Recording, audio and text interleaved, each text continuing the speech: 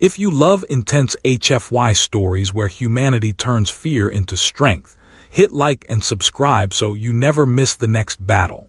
Your support helps this channel bring you more powerful sci-fi stories full of emotion, strategy, and unforgettable human moments. The first thing Rowan Cade noticed about Blackspire Hold was that even the doors looked angry. The alien facility sat half buried inside the cliffs of Varnix-3, a storm moon where red lightning crawled across the landing pads. The hold was not built to welcome anyone. It was built to survive sieges, bury secrets, and remind visitors that comfort had never been invited to the design meeting. Rowan stepped off the transport ramp in a dark Earth Exchange jacket, carrying a dented field tablet and a cup of coffee that already tasted like regret. He looked up at the walls, gun towers, and silent rows of armored alien cadets, then muttered, "Lovely place. Really captures the warmth of a prison that got promoted." The nearest guard turned one narrow silver eye toward him. "Blackspire Hold is a strategic command sanctuary." Rowan nodded. "Right. Prison with better funding." He had not been sent there as a hero, which was fortunate because Rowan considered heroism one of those words people used after planning had failed. His assignment was simple. Observe non-human war support assets during command trials and submit a behavioral risk report to Varkin Military Academy. In normal language, the academy had acquired something dangerous. Nobody could make it listen, and someone had decided a human cadet might notice why. Rowan followed the escort through the yard, passing cadets who stood too straight and spoke too little. Everything in Blackspire moved by command. Doors opened after 3 confirmations. Guards changed position in perfect timing. Rowan glanced at his escort. "Do people laugh here, or is that considered an atmospheric breach?" The escort did not answer. "Good talk," Rowan said. Handler Sira then met him at the lower security lift. She was tall, dark-scaled, and scarred across one side of her jaw, with the tired eyes of someone who had survived combat in committees. Unlike the guards, she did not look at Rowan with contempt. She looked at him like a new problem with legs. "Cadet Rowan Cade," she said, "you have been cleared for restricted observation only. You will not approach the asset, feed the asset, speak to the asset, signal the asset, or attempt human improvisation near the asset." Rowan blinked. "That last one feels targeted." "It is. Fair." The lift dropped through 8 levels of metal, stone, and old warning lights. The lower they went, the quieter the facility became. On level 6, the walls carried impact marks. On level 7, Rowan saw broken command pylons stacked beside a hatch. On level 8, every guard wore a face shield, and no one stood with their back to the main doors. Sira stopped before a reinforced glass overlook. "Before you see Korath, understand the rule. He is not a beast to be comforted. He is not a prisoner to be pitied. He is a war creature bred for siege disruption and battlefield shock. He ignores vocal commands, rejects neural reins, and has injured 9 handlers during attempted bonding procedures." Rowan looked at the sealed glass. "Attempted bonding procedures. That sounds like a clean phrase for doing something stupid nearby." Sira's jaw tightened. "Do not make jokes in front of him." "Does he hate jokes?" "He hates everything." Rowan's voice softened. "Usually means everything has been awful to him first." Sira opened the overlook. At first, Rowan thought the chamber below was empty. Then the far shadows moved. Korath rose from the dark like a piece of the moon had learned to breathe. He was enormous, plated in charcoal armor hide with a ridged skull, 4 amber eyes, and folded blade-like spines along his back. Heavy restraint bands circled his chest and forelimbs, though Rowan noticed the chains were slack, not because Korath was weak, but because everyone understood the chains were mostly a suggestion backed by panic. 2 handlers stood near the lower gate with command rods. One lifted a rod and barked a sharp phrase in military Karun. "Korath, lower." The creature did not lower. He turned his head slowly and looked at the handler as if deciding whether obedience was worth the insult. The second handler tried a harmonic command. Korath's lips peeled back just enough to show teeth, and both handlers stepped back. A cadet behind Rowan whispered, "It ignores every command." Another said, "It only responds to pain limits." Rowan did not look back. His eyes stayed on Korath. The creature was not raging. That bothered him more than rage would have. Korath was watching the rods, the handler's feet, the distance to the gate, the reflection in the glass, and then, suddenly, Rowan. 4 amber eyes lifted straight to the overlook. Rowan felt the attention land on him like a physical weight. His coffee cup stopped halfway to his mouth. "Well," he murmured, "that is not an empty animal." Sira looked sharply at him. "Step back." Rowan did slowly, but he kept watching. Below, Korath did not roar. He only tilted his head, as if the human was the first strange thing in the room that had not arrived holding a command. Rowan lowered the cup and said quietly, "I don't think he's ignoring orders because he doesn't understand them." Sira asked, "Then why?" Rowan looked at the rods, the scars under the restraint bands, and the creature still staring through the glass. "Because every order he's ever heard came with a threat attached." By the time Rowan Cade finished his first observation cycle, Blackspire Hold had already given him a headache, 3 new reasons to distrust military architects, and 1 very large question nobody wanted him asking. Korath had ignored 12 vocal commands, 2 harmonic control pulses, 1 neural rain test, and an officer who had apparently believed volume could substitute for authority. Each failure had been entered into the Academy record as non-compliance. Rowan read the term on his tablet and stared through the reinforced glass at the creature below. Korath stood in the center of the lower chamber, still as dark stone, the restraint bands across his chest rising and falling with slow breaths. He did not look confused. He looked tired of being wrong in a language everyone else wrote for him.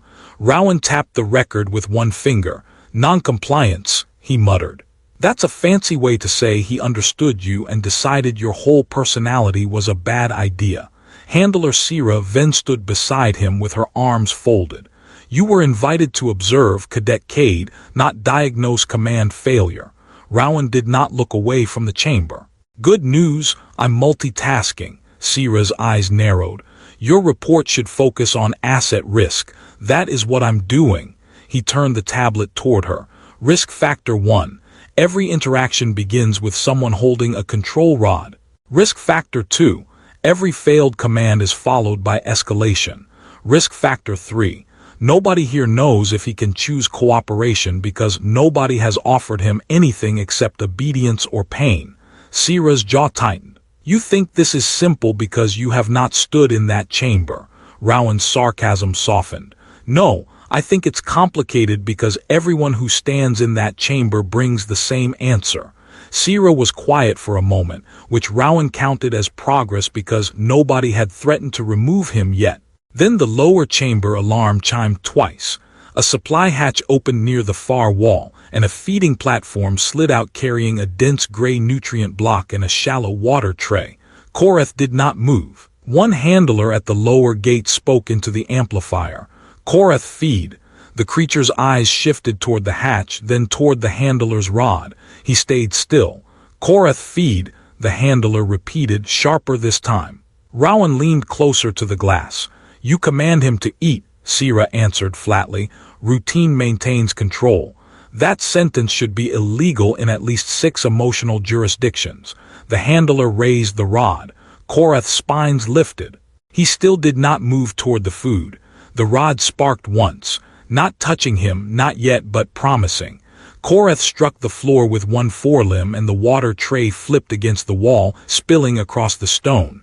The handler cursed. "Refusal again." Rowan watched the spilled water spread toward a drain. "That was not refusal." Sira looked at him.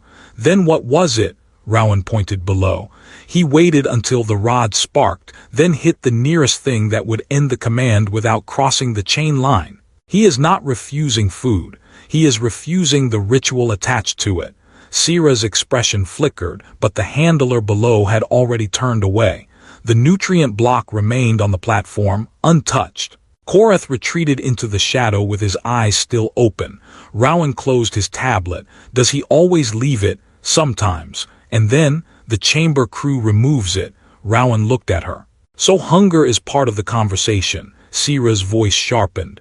"Be careful, human. I'm trying, it's everyone else I'm worried about. That night, Rowan did not sleep. He told himself it was because storm thunder kept shaking the windows of his assigned quarters. Then he told himself it was because Blackspire coffee had the chemical personality of engine solvent. Then, around the third hour, he stopped lying and pulled on his jacket. The lower-level access lock accepted his observer code for the maintenance balcony, which Rowan decided was either an oversight or the facility quietly begging someone to make better choices. He stepped into the dark viewing passage carrying no weapon, no food, and no command device. Only his tablet, a small portable lamp, and the kind of dread that made his humor line up early for duty. This, he whispered to himself, is how reports get footnotes titled Human Incident. Korath was awake before Rowan reached the rail. Of course he was. 4 amber eyes opened in the dark below, fixed on him with immediate, terrible focus. Rowan stopped outside the chain range and slowly lifted both empty hands. Easy, no rods, no commands, no dramatic bonding ceremony. I am allergic to all 3. The creature did not move, but the air changed around him. Rowan placed the lamp on the floor, not pointed at Korath, just enough to show his hands and face. Then he sat down with his back against the wall. I'm not telling you to eat, he said quietly. That seems like a weird thing to order a living being to do. I'm just sitting here while nobody orders anything for 5 minutes. Korath watched him. Rowan watched the empty feeding platform below. Great conversation so far. Very balanced. I provide awkwardness, you provide existential threat. The silence stretched. Rowan did not fill all of it, which took effort because humans had a terrible habit of talking when afraid. Korath stepped from the shadow after nearly 4 minutes.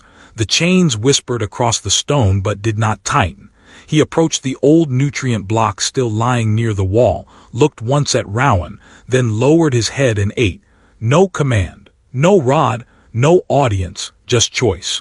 Rowan stayed perfectly still, because even he knew victory was sometimes a thing you did not celebrate loudly. When Korath finished, he looked back up at the balcony. Rowan gave a small nod. For the record, I'm counting that as your decision, not mine. The creature exhaled once, deep and controlled, and for the first time since Rowan had arrived, the chamber felt less like a cage and more like a room where someone had finally stopped shouting.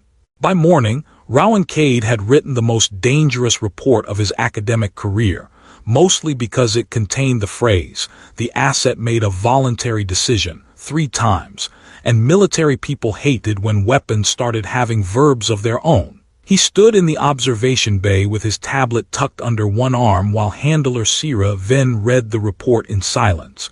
Below them, Korath rested in the far half of the chamber, not sleeping, because Rowan had decided creatures like Korath probably did not sleep so much as temporarily stop judging the room. Sira reached the final line and looked at him. You entered the restricted balcony after hours, Rowan nodded. Yes, without permission. That is usually what after hours means.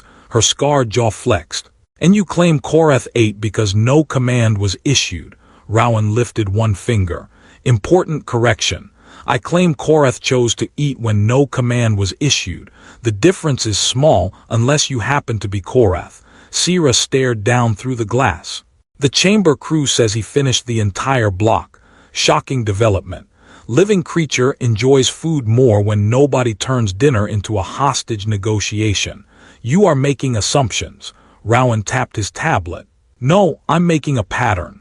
He ignored 12 commands yesterday, rejected the food when threatened, then ate the same food later when left alone. That's not appetite failure. That's association failure. Sira looked back at him sharply. You think every command we give him is already contaminated. Rowan's humor faded just enough for the truth to show.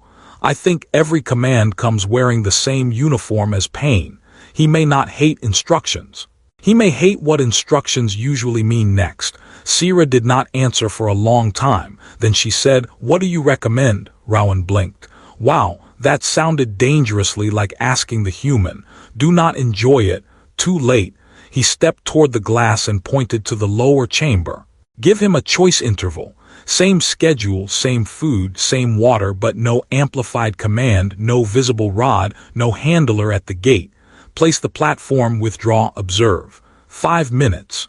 If he eats, record it as voluntary compliance. Sierra frowned. And if he attacks the platform, then we learn something. That is not reassuring. Science rarely is. The first official choice interval happened that afternoon under more supervision than Rowan thought necessary for watching someone eat lunch. 3 handlers stood behind emergency glass. 2 officers monitored restraint tension. Sierra controlled the platform release herself. Rowan stood beside her with his arms folded, trying to look professional and not like a man emotionally invested in a giant armored nightmare's meal schedule. The platform slid into the chamber with clean water and a nutrient block. No one spoke. Korath's eyes opened from the dark. He looked first at the platform, then at the gate where the handlers usually stood, then up toward the observation bay. Rowan gave no signal. He only breathed slowly and waited. 30 seconds passed. 1 minute, 2. An officer muttered, "Failure." Rowan whispered, "If you rush him, I will write a very annoying appendix about you." The officer glared, but Sierra raised one hand for silence. At 4 minutes and 12 seconds, Korath rose. The chains moved softly across the stone, slack and controlled. He approached the platform, lowered his head and drank the water first. Not the food, the water. Rowan noticed Sierra noticing. Korath then ate half the nutrient block, paused, looked at the observation glass and pushed the remaining half away with one claw. An officer exhaled in disgust. "Incomplete feeding." Rowan shook his head. "No." "Boundary setting." Sierra's eyes narrowed. "Explain." "He took what he wanted and left the rest. That means he understands there was no punishment for choosing less." The officer scoffed. "You are assigning intention to an animal." Korath's 4 eyes lifted toward the observation bay, slow and cold, as if he had understood enough of the insult to file it permanently. Rowan smiled without warmth. "Careful. He may be assigning intention to you too." Over the next 3 days, the choice intervals became the one quiet thing Blackspirehold could not explain away. Korath ate when left uncommanded. He drank more when the water tray was placed away from the old shock gate. He stopped striking the platform. He still growled when handlers entered with rods, and he still refused every formal order, but during the silent intervals, his violence changed shape. It did not vanish. Rowan never made that mistake. Korath remained huge, dangerous, and perfectly capable of turning a bad decision into architecture damage. But he began choosing stillness before the restraints forced it. He began watching Rowan enter the observation bay without lifting his spines. Once, when a junior handler dropped a metal clamp and flinched toward a shock control, Korath's chest rumbled, but he did not lunge. Rowan murmured, "Look at that. Emotional growth from everyone except the guy holding the panic button." On the 4th night, Sierra found Rowan alone near the lower balcony again. This time he had not entered the chamber, only sat outside the sealed maintenance glass with his tablet open and a cold cup of coffee beside him. "You are becoming a habit," she said. Rowan looked up. "I've been called worse by better furniture." She stood beside him, staring down at Korath. "He waits for you now." Rowan did not joke immediately. Below, Korath lay near the far wall, eyes open, body angled toward the balcony. Not trapped against the chains, not pressed against the gate, just aware. "No," Rowan said quietly. "He waits for the room to become less hostile." Sierra's voice dropped. "And you think that is because of you?" Rowan shook his head. "I think I'm the only idiot consistently showing up without asking him to be useful." Sierra looked at him then, and some of her hard certainty had worn thin. "If command sees this as attachment, they will end it." Rowan's mouth tightened. "Because control hates anything it didn't invent. Because a creature that chooses cannot be deployed like a weapon." Rowan looked back down at Korath. The war creature's amber eyes reflected the dim balcony light, steady and unreadable. "Good," he said. "Maybe that's the first sane thing this place has accidentally created." The change became impossible to hide during the command demonstration. Blackspirehold had prepared the lower arena like a courtroom with weapons. Officers stood behind reinforced observation glass, cadets lined the upper galleries, and a delegation from Varkin Military Academy watched with the hungry patience of people waiting for proof that their theory was correct. Korath stood in the center of the arena beneath pale restraint lights, his charcoal armor hide reflecting the glow from the command pylons. The official purpose of the demonstration was simple: determine whether the war creature's reduced aggression could be converted into usable battlefield obedience. Rowan Cade, standing near the back of the observation tier with handler Sira Ven, read that phrase on the program slate and sighed. Usable battlefield obedience, he muttered. That is a very expensive way to say they learned nothing. Sira did not look at him. Lower your voice. I am using my respectful disappointment volume. Commandant Oran Kaz entered last. He was broad, bronze-skinned and wrapped in a black command mantle that made every junior officer straighten as if their spines had received orders. He did not glance at Rowan at first. His eyes went straight to Korath, measuring him the way commanders measured engines, weapons, and doors they expected to open. Begin, Kaz said. A handler below stepped forward without a rod, following Sira's new protocol. The feeding platform slid into the arena. No amplified command followed, no threat, no spark.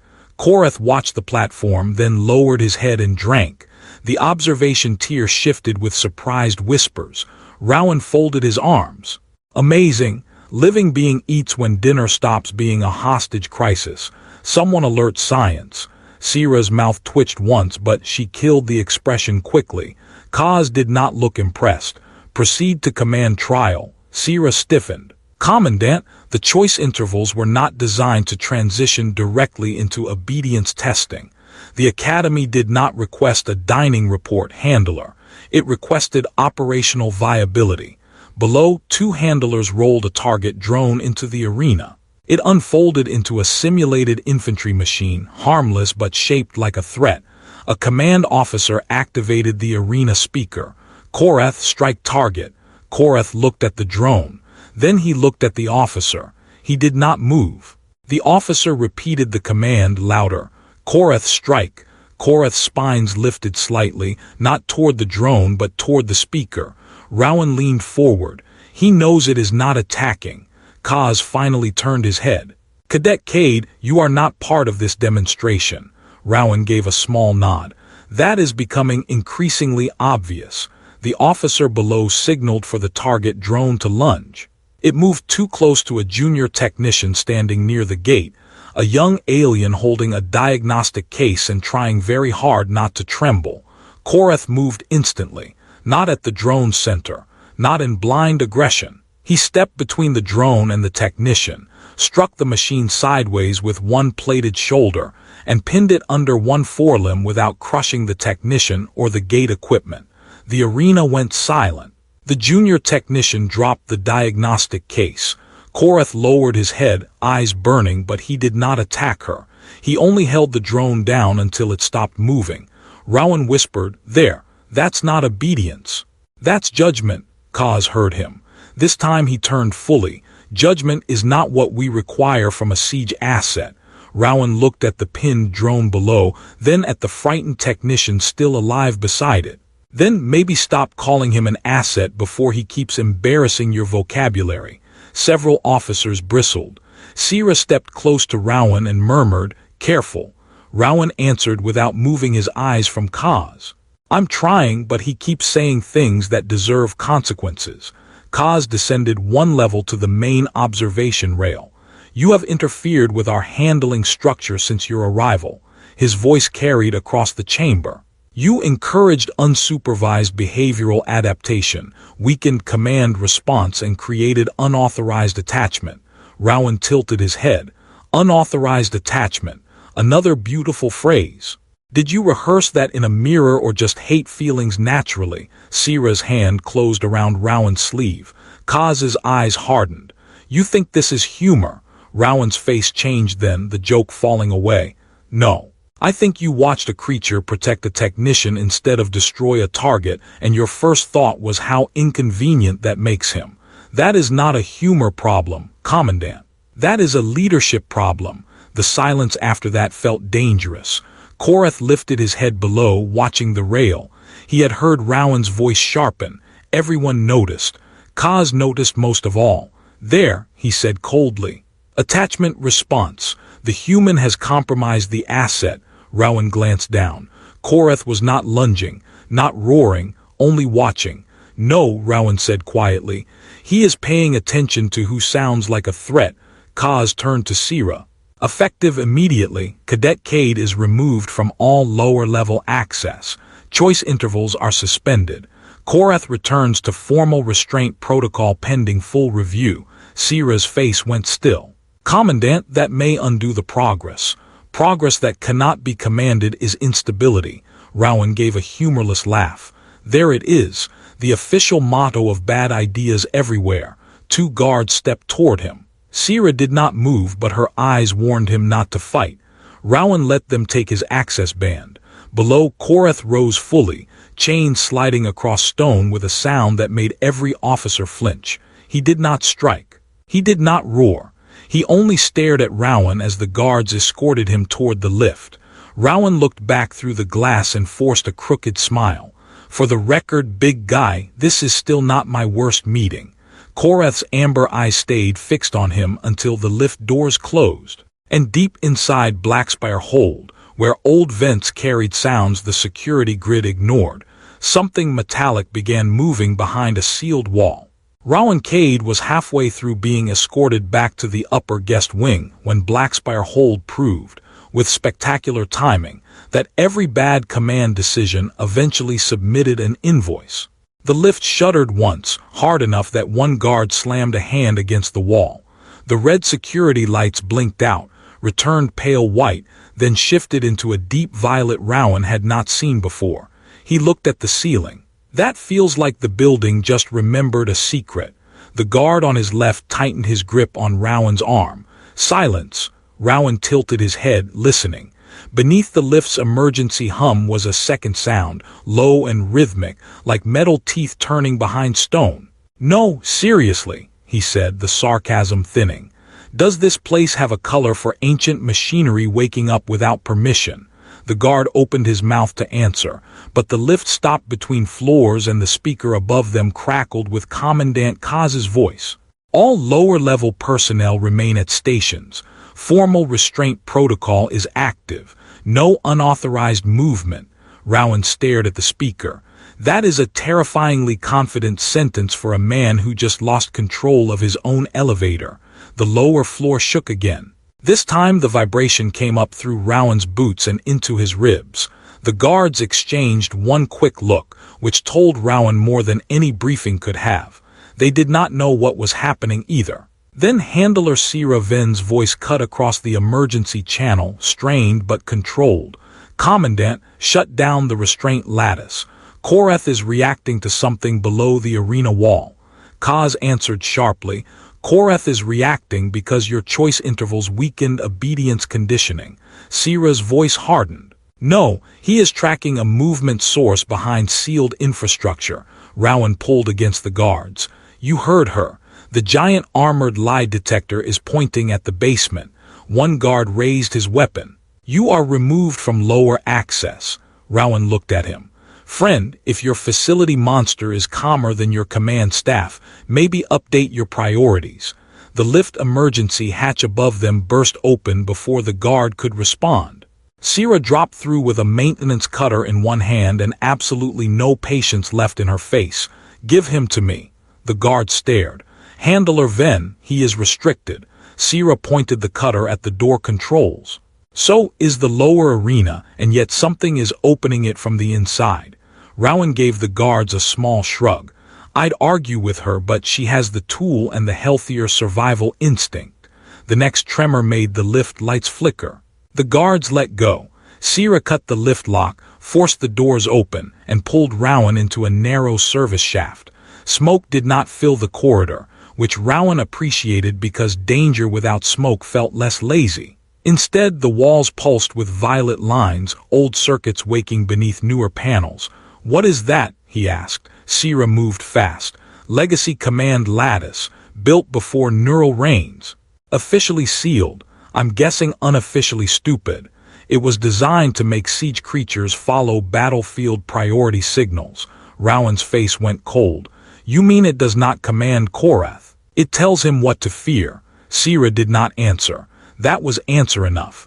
They reached the lower observation level just as the formal restraint protocol activated fully.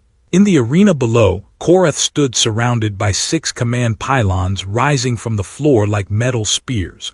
Violet light crawled across the restraint bands on his chest and forelimbs. He was not roaring. He was trembling with the effort not to move. Near the west maintenance gate, 3 technicians were trapped behind a jammed barrier as target drones unfolded from the walls, their recognition lights pulsing the same violet as the lattice. Rowan gripped the rail. Those drones are reading the technicians as hostile. Sira's eyes went wide. No, they are reading everything near Korath as battlefield pressure. Rowan turned toward the control bay, where Kaz stood behind glass, issuing commands into a system that had clearly stopped listening. So the old machine thinks it is training him by making the room attack itself. Sira whispered, yes. One drone fired a stun round at a technician. Korath moved, not toward escape, toward the round. He slammed one plated shoulder into the shot and took the impact himself. The restraint lattice punished him instantly. Violet current ran across his bands, forcing his forelimbs to buckle. Rowan's hands tightened on the rail until his knuckles hurt. He protected her. Sira nodded, shaken. Under active correction. Below, Korath lifted his head again, eyes locked on the trapped workers. The drones repositioned. The technicians screamed for the gate to open.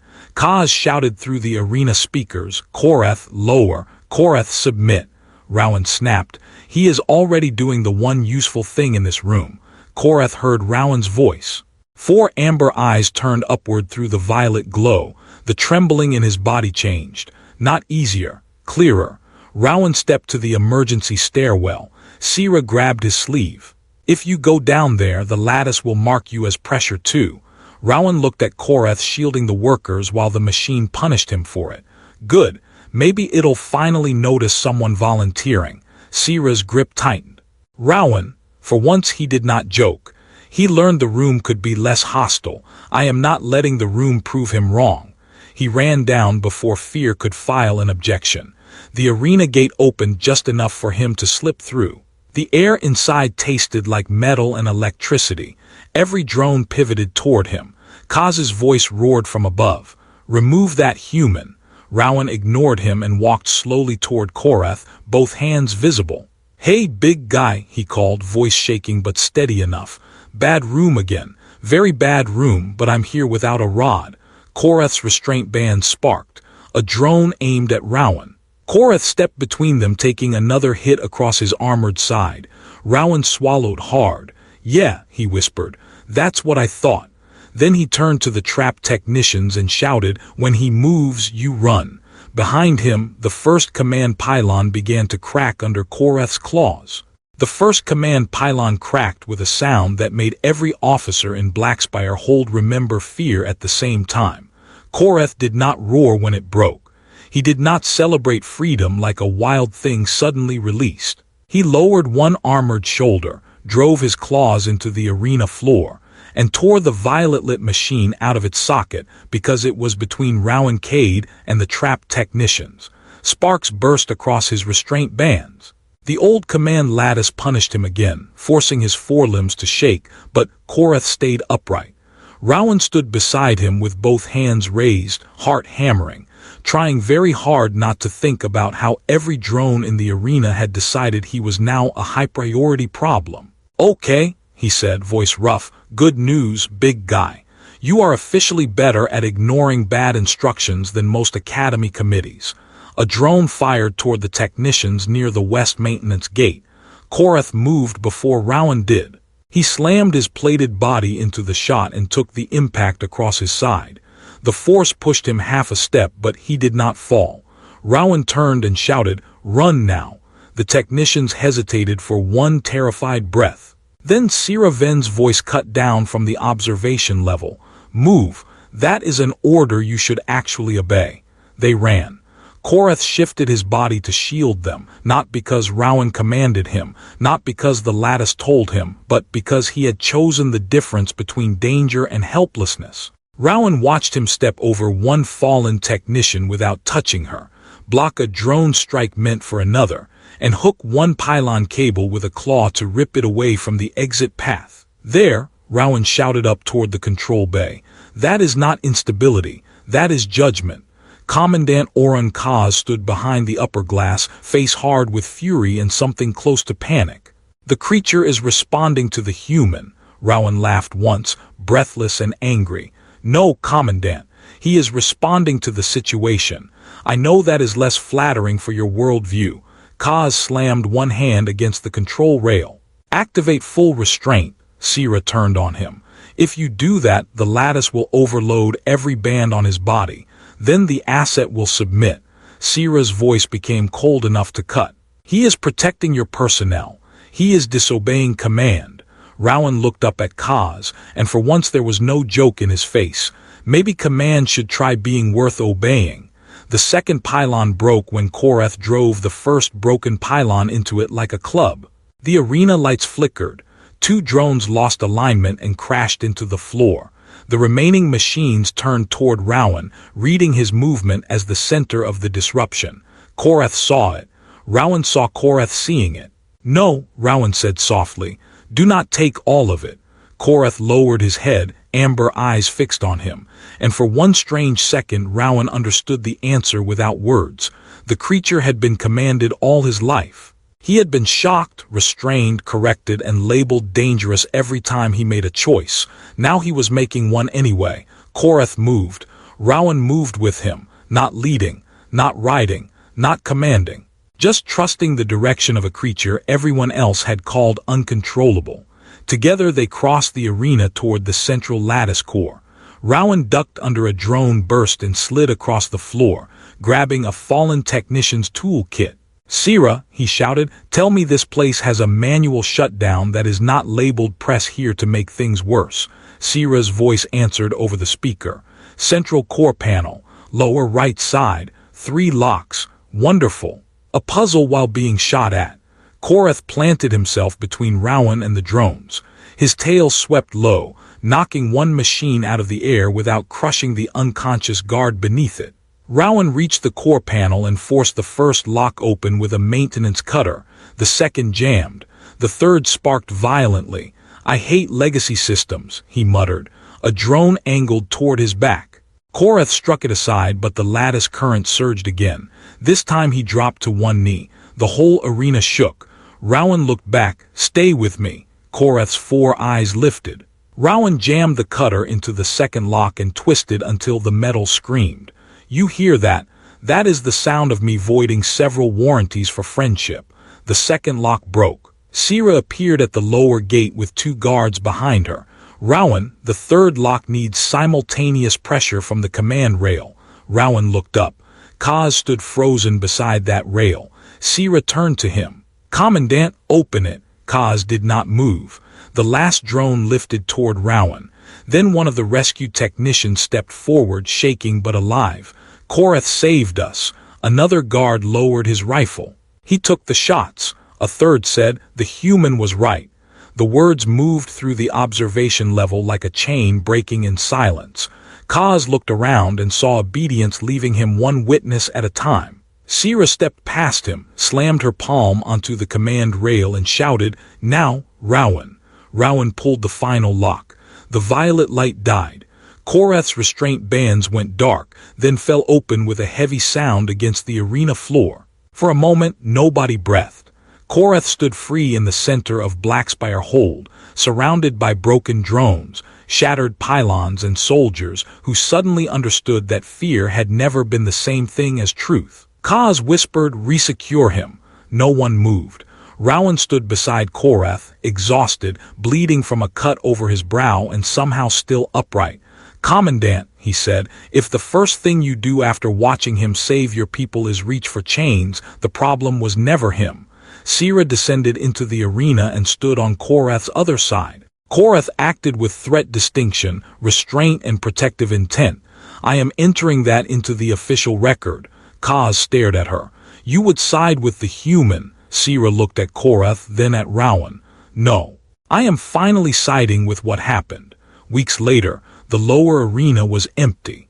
Korath was moved to an open sanctuary yard beneath the red storms of Varnix-3, no longer classified as a siege asset, but as an allied intelligence under guarded diplomatic protocol.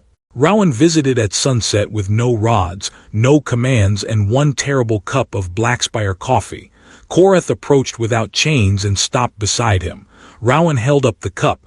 Trust me, you do not want this. It tastes like maintenance fluid with ambition. Korath lowered his massive head near Rowan's shoulder and exhaled. Not obedience, not surrender, recognition. They had called Korath a creature that ignored every command. But when the human stood beside him without asking for control, Korath followed anyway.